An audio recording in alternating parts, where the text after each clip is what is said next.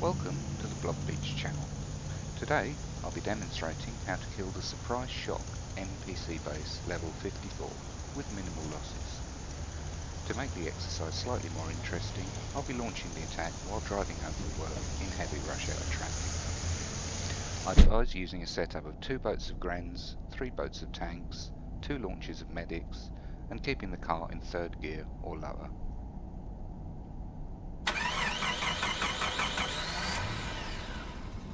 So, the strategy is to take out the rocket launchers with artillery.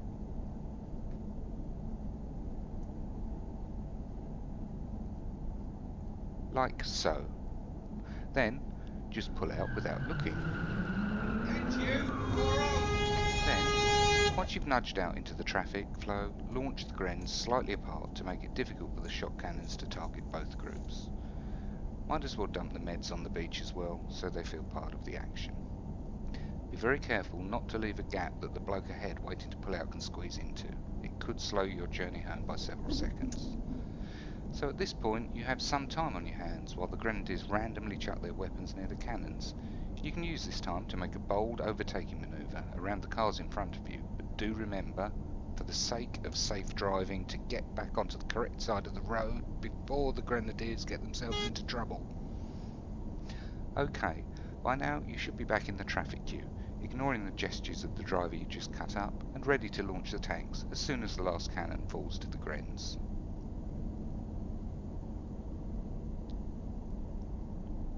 Launch to the left of the beach and then flare hard left. You should stagger the launches by a second or so to ensure that the shocks can't stop all of your troops in one go.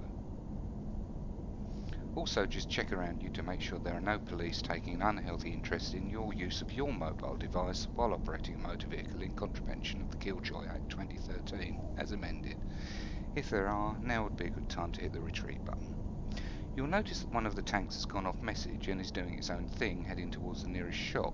Ordinarily this is irritating and the tank commander would be sent for retraining after the battle, but in this case the sacrificial tank is a very useful way of drawing the shocks and giving the main attack a clear run at the leftmost shock. Quickly review your traffic light situation. If it's safe to drive on, for instance if the lights have only just turned red, then stick your foot down and state your space in the no stopping grid. Try to ignore the siren and lights of the ambulance whose path you've just blocked, and console yourself with the fact that he's just trying to get the pizzas back to base before they go cold, probably. The main attack force is now nicely spread out and able to take on the second left shock cannon quite quickly, which is useful as the traffic is starting to move. Pretty soon you're going to need to force your way across 3 lanes of nose to tail to reach the shortcut through the hospital grounds. Once the second shock has fallen, flare top left of the HQ to keep your troops out of range of the 2 big boob carrots right of the HQ. Now, the moment you see a gap, drop down a gear. Manoeuvre, signal, mirror, gesture. The type of gesture you make here is dependent on the response of the driver now behind you to your unexpectedly liberal approach to lane discipline. You should have a gunboat's worth of energy now, so it's time to speed up the destruction of the HQ by taking out the shock that's slowing your troops.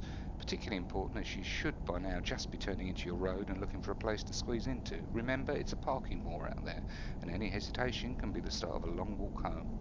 There's a gap to squeeze into. Remember, modern cars are designed to be able to nudge a bit more space if required. Fantastic! The HQ's down, the car's squeezed in, our losses are limited to 1 grenadier, we got home without a ticket, and even bagged an intel. Time to bank that result and leg it before the neighbour comes out to moan about marks on his bumper. Boom! Latest peeps.